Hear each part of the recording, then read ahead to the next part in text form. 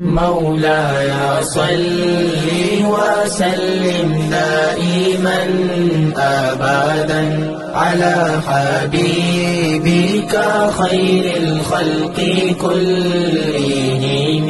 بسم اللہ الرحمن الرحیم. الحمد للہ رب العالمین والعاقبۃ للمتقین والصلاة والسلام علی سید الانبیاء وخاتم المرسلین وعلی آلہ واصحابہ اجمعین. اما بعد. بخاری شریف جلد نمبر 1 صفحہ نمبر 341، کتاب الشرکۃ فی الطعام والنہد والعروض وکیف قسمت ما یقال ویوزن مجازفۃ او قبضۃ لما لم یر المسلمون فی النہد بأسا ان یأکل ھذا بعدا وھذا بعدا وکذالک مجازفۃ الذھب والفضۃ والقران فی التمر. یہ باب امام بخاری علیہ الرحمہ نے باندھا ہے، اور اس باب میں آخری باب ہے من عادل عشرۃ من الغنم بجزور فی القسم. تقسیم کرتے ہوئے ایک اونٹ کو 10 بکریوں کے برابر قرار دینا. اس بیان میں حضرت رافع بن خدیج رضی اللہ تعالیٰ عنہ روایت فرماتے ہیں، کننا مع النبی صلی اللہ تعالیٰ علیہ وآلہ وسلم بذی الحلیفہ من تہامۃ فاصبنا غنما او ابلا فعاجل القوم فاغلوا بها القدور فجاء رسول اللہ صلی اللہ علیہ وسلم فامر بها فاکفئت. تہامہ کے مقام پر ذوالحلیفہ جگہ میں ہم تھے کہ اس غزوے میں ہم نے بکریاں، بھیڑیں اور اونٹ مال غنیمت میں پائے. نبی پاک صلی اللہ علیہ وسلم ابھی پیچھے تھے. قوم نے جلدی کی اور کھانا پکانے کے لیے کچھ جانوروں کو ذبح کیا اور ہنڈیاں جو تھی وہ کھانا پکانے کے لیے چولہوں پر رکھ دی. فجاء رسول اللہ صلی اللہ علیہ وسلم. تھوڑی دیر بعد نبی پاک صلی اللہ علیہ وسلم بھی تشریف لے آئے، جس سے یہ پتہ چلتا ہے کہ قوم آگے آگے تھی، نبی پاک صلی اللہ علیہ وسلم پیچھے پیچھے تھے. اور اس کی وجہ پیچھے یہ حدیث گزر چکی ہے. اس حدیث کے ضمن میں یہ بتا دی جا چکی تھی کہ دشمن کا خطرہ تھا، دشمن کی طرف سے خطرہ تھا پیچھے سے حملہ آور ہونے کا. اس لیے نبی پاک صلی اللہ علیہ وسلم نے سارے غلاموں کو آگے رکھا، خود پیچھے رہے.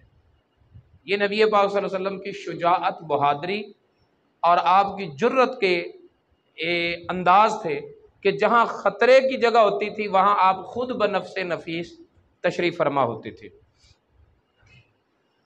پھر نبی پاک صلی اللہ علیہ وسلم تشریف لائے تو آپ نے حکم فرمایا وہ ہنڈیاں جو کھانا پکانے کے لیے اوپر رکھ دی گئی تھی وہ انڈیل دی گئی. سارا گوشت، سارا کھانا پھینک دیا گیا. کیوں؟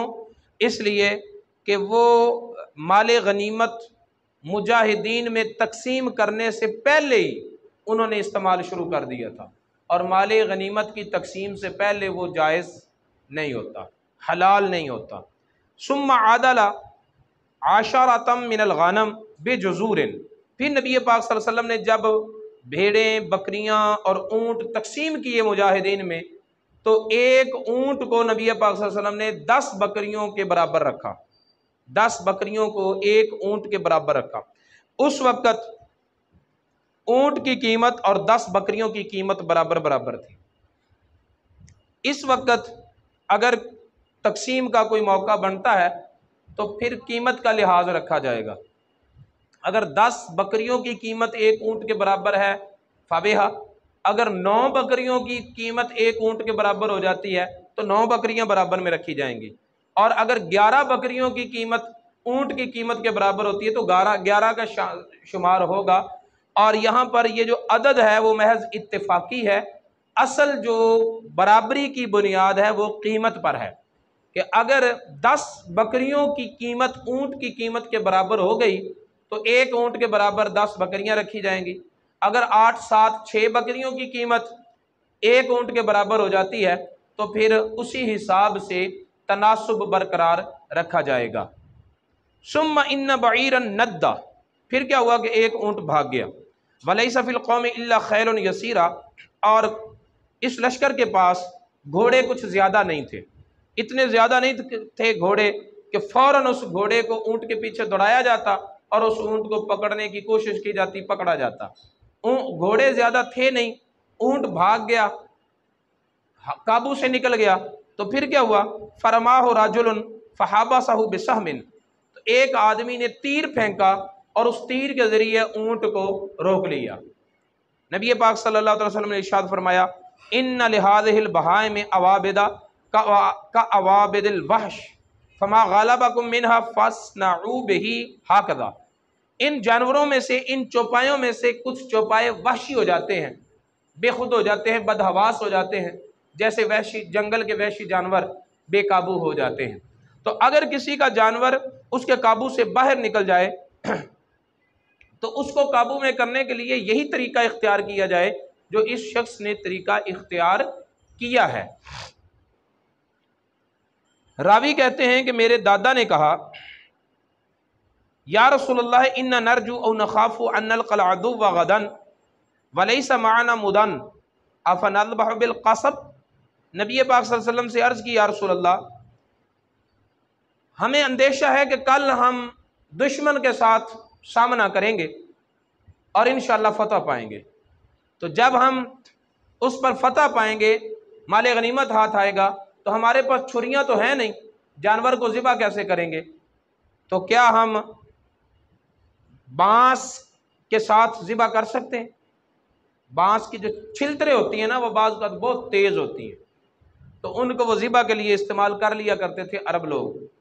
تو نبی پاک صلی اللہ علیہ وسلم نے فرمایا اعجل او ارن ما انہر الدم وذکر اسم اللہ علیہ فکلوا لیس السن والظفر، فرمایا ہاں جلدی کرو، جو چیز خون بہا دے اور جانور پر ذبح کرتے وقت اللہ کا نام لے لیا جائے تو اسے کھا لو۔ خون کا بہنا ضروری ہے، چھری سے ہو یا چھری کے علاوہ کسی اور چیز سے ہو، ہاں دانت کسی جانور کا یا ناخن نہ ہو، اور میں تمہیں بتاؤں گا کہ ان دو چیزوں سے ذبح کرنا کیوں جائز نہیں۔ دانت سے ذبح کرنا اس لیے جائز نہیں کہ وہ ہڈی ہے اور ہڈی سے ذبح کرنے کی اجازت نہیں، اور ناخن سے اس لیے کہ یہ حبشیوں کی چھری ہے، تو اس کو نبی پاک صلی اللہ علیہ وسلم نے پسند نہیں کیا کہ ناخنوں کو، وہ بندوں کے ناخن ہوں یا جانوروں کے ناخن ہوں، ان کو ذبح میں استعمال کیا جائے، یا دانتوں کو ذبح کیا جائے، جیسے کہ جانوروں کے، مرے ہوئے جانوروں کے دانت تیز ہوتے ہیں اور بعض جانوروں کے ناخن تیز ہوتے ہیں، ان کو استعمال کرتے تھے ذبح کے لیے۔ کچھ ایسے پرندے ہوتے ہیں کہ ان کے ناخن اتنے تیز ہوتے ہیں کہ ان کے جانوروں کے مرنے کے بعد ان کے ناخن جو ہیں وہ چھری کا کام دیتے ہیں، اتنے تیز ہوتے ہیں۔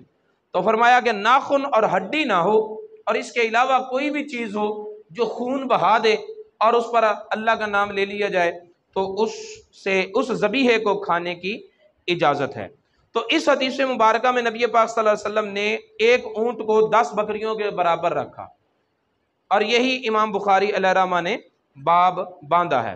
اس حدیث شریف میں ایک مسئلہ اور بھی معلوم ہوا، اور وہ یہ کہ نبی پاک صلی اللہ علیہ وسلم موجود تھے، لیکن جب بھاگا ہوا اونٹ قابو کرنے کے لیے اچانک فوری فیصلہ کرتے ہوئے ایک صحابی نے تیر مارا اور نبی پاک صلی اللہ علیہ وسلم سے پوچھے بغیر مارا، پھر نبی پاک صلی اللہ علیہ وسلم نے اس کی توثیق اور تصدیق فرما دی کہ اس نے جو کیا ہے وہ غلط نہیں کیا، جس سے یہ پتہ چلتا ہے کہ بعض اوقات فوری فیصلے کرنے کا وقت ہوتا ہے، اور بندہ وہاں پر یہ سوچتا رہے کہ جائز ہے یا ناجائز ہے، قرآن کیا کہتا ہے، حدیث کیا کہتی ہے، صرف ایک بات کو مد نظر رکھا جائے کہ جو کیا جا رہا ہے وہ کرنے والا اپنی فہم کے مطابق جائز سمجھ کر رہا ہو، اور اس کے علم کے مطابق وہ اس کا کام اصول شریعت کے ساتھ متصادم نہ ہو، ٹکرانے والا نہ ہو، تو اس کو ہم بدعت نہیں کہیں گے، بلکہ جس کام کی توثیق نبی پاک صلی اللہ علیہ وسلم کی تعلیمات سے ہو جائے تو وہ اگرچہ نیا کام ہو لیکن اسے بدعت نہیں کہیں گے، بلکہ وہ بھی ایک سنت کا ہی سنت کی ہی ایک قسم قرار پائے گی، یا اسے بدعت حسنہ کہیں گے کہ یہ اچھی بدعت ہے۔ جیسے حضرت عمر فاروق رضی اللہ تعالی عنہ نے نماز تراویح با جماعت شروع کروائی، جو کہ دور نبوت میں با جماعت نہیں پڑھی گئی۔ ابو بکر صدیق رضی اللہ تعالیٰ عنہ کے زمانے میں با جماعت نہیں پڑھی گئی۔ عمر فاروق رضی اللہ تعالیٰ عنہ نے اپنے زمانہ خلافت میں نماز تراویح کو باقاعدہ جماعت کے ساتھ پڑھنے کا رواج شروع کیا، اور پھر چکر لگایا، مشاہدہ کیا، دیکھا مسجد نبوی شریف میں جب صحابہ کرام ایک قاری کے پیچھے تراویح کی نماز با جماعت پڑھ رہے تھے، تو حضرت عمر بن فاروق رضی اللہ تعالیٰ عنہ نے، عمر فاروق نے کیا کہا؟ نعمت البدعۃ ھذہ، یہ کام ہے بدعت لیکن بہت اچھی بدعت ہے۔ پتہ یہ چلا کہ ہر بدعت کو ہم گمراہی قرار نہیں دے سکتے، وہ بدعت گمراہی قرار دی جائے گی جو اصول شریعت سے ٹکرائے گی، نبی پاک صلی اللہ علیہ وسلم کی تعلیمات کے متصادم ہوگی، اس کو ہم کہیں گے کہ یہ کام بدعت ہے۔ ورنہ دین کے بہت سارے کام ہیں جو زمانے رسالت میں نہیں ہوئے۔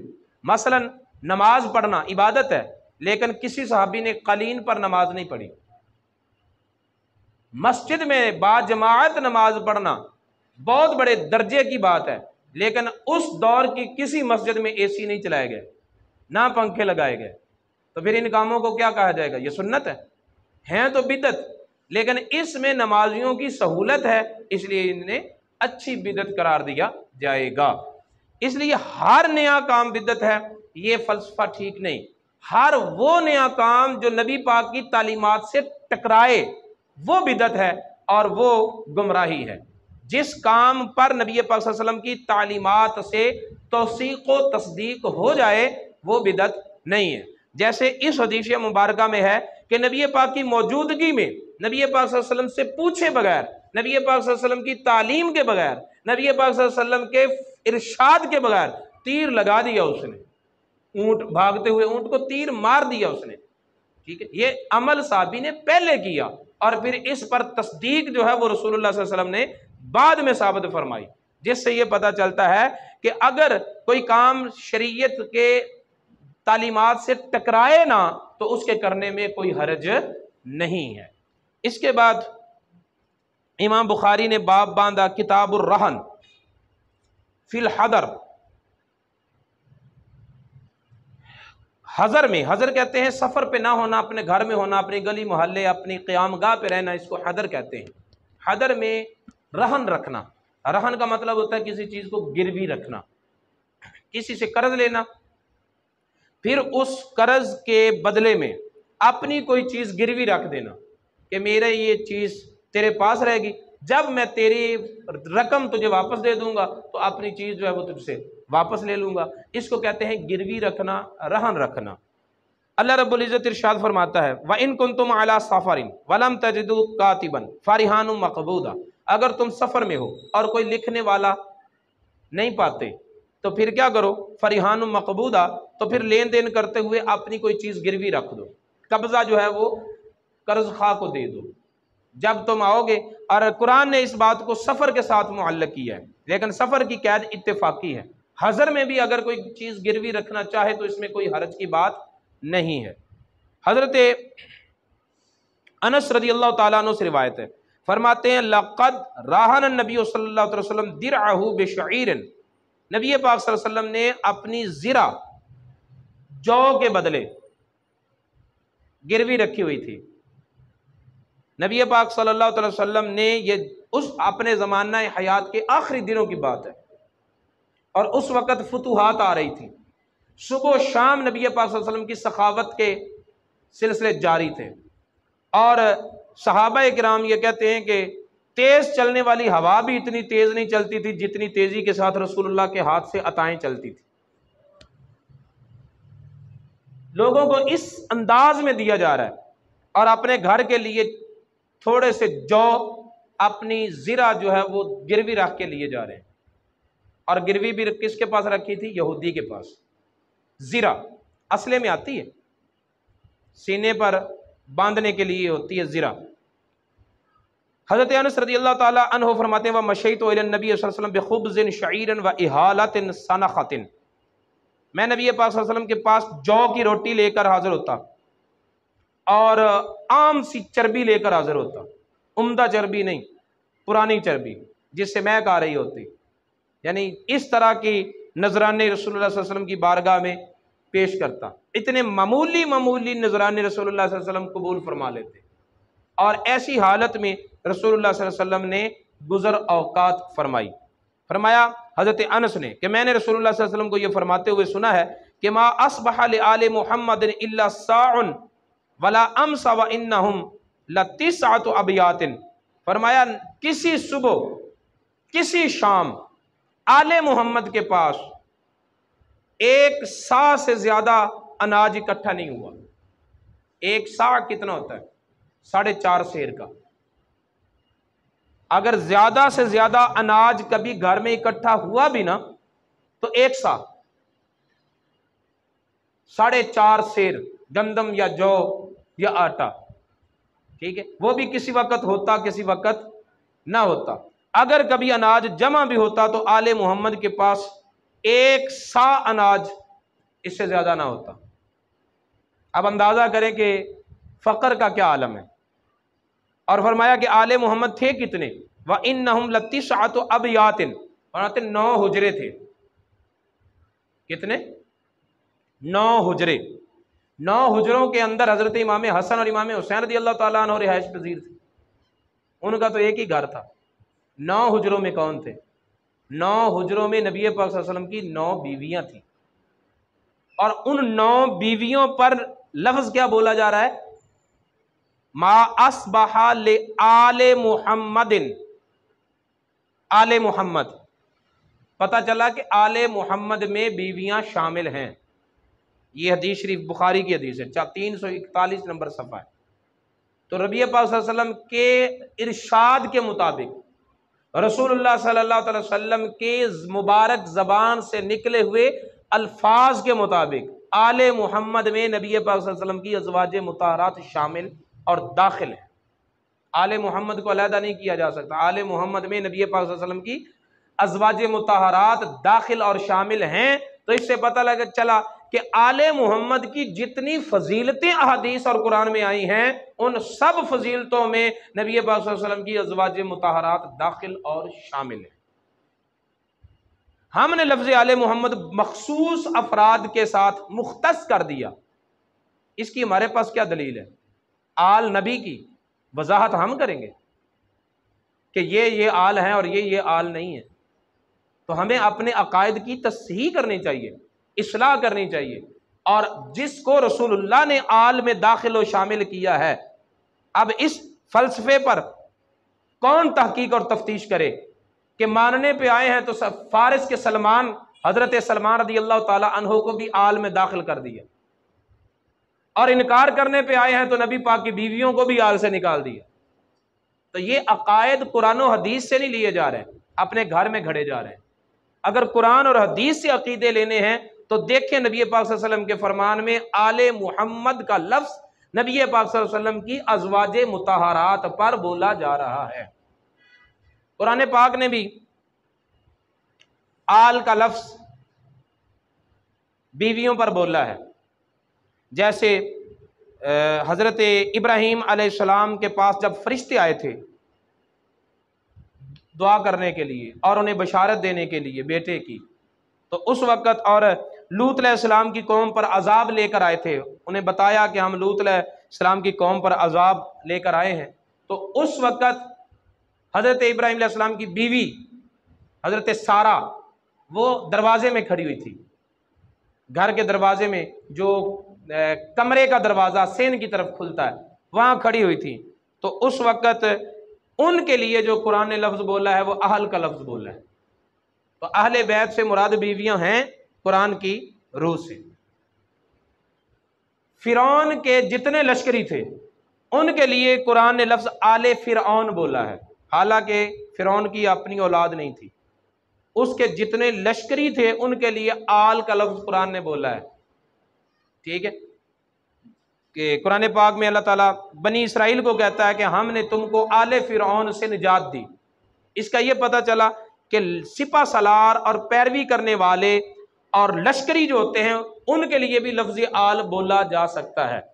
تو قرآن و حدیث کی روشنی میں لفظ آل کی اس وضاحت کو دیکھا جائے تو آل محمد سے مراد اولاد نبی بھی ہیں، اولاد علی بھی ہیں، نبی پاک صلی اللہ علیہ وسلم کی ازواج مطہرات بھی آل میں شامل ہیں، اور نبی پاک صلی اللہ علیہ وسلم کے سارے اصحاب بھی آل کے لفظ میں داخل اور شامل ہیں۔ لہٰذا جب نماز میں کہا جاتا ہے نا اللہم صلی علی محمد وعلی آل محمد، تو وہاں آل کا یہ معنی اتنا ہی وسیع ہوتا ہے، اور اس میں یہ سارے رسول اللہ صلی اللہ علیہ وسلم کے پیروکار داخل اور شامل ہوتے ہیں۔ نبی پاک صلی اللہ علیہ وسلم کی ہر نسبت کا احترام کرنا یہ ہم پر لازم اور ضروری ہے، کیونکہ ہم نے احترام کرنا ہے رسول اللہ صلی اللہ علیہ وسلم کی وجہ سے۔ تو نبی پاک صلی اللہ علیہ وسلم کا رابطہ، تعلق، نسبت جہاں جہاں پائی جائے گی، ہم نے قطرے پہ کیا غور نہ دریا دیکھا، جس جگہ تیری جھلک پائی وہیں ڈوب گئے۔ تو جہاں جہاں پر رسول اللہ صلی اللہ علیہ وسلم کی نسبت ہمیں نظر آئے گی، وہاں وہاں پر ہم ادب، احترام، محبت، عقیدت اور الفت کے سارے درجے قربان کرتے جائیں گے۔ اللہ رب العزت کی بارگاہ میں دعا ہے نبی پاک صلی اللہ علیہ وسلم کی تعلیمات کو سیکھنے اور ان پر عمل پیرا ہونے کی توفیق عطا فرمائے۔ مولاي صل وسلم دائما أبدا على حبيبك خير الخلق كلهم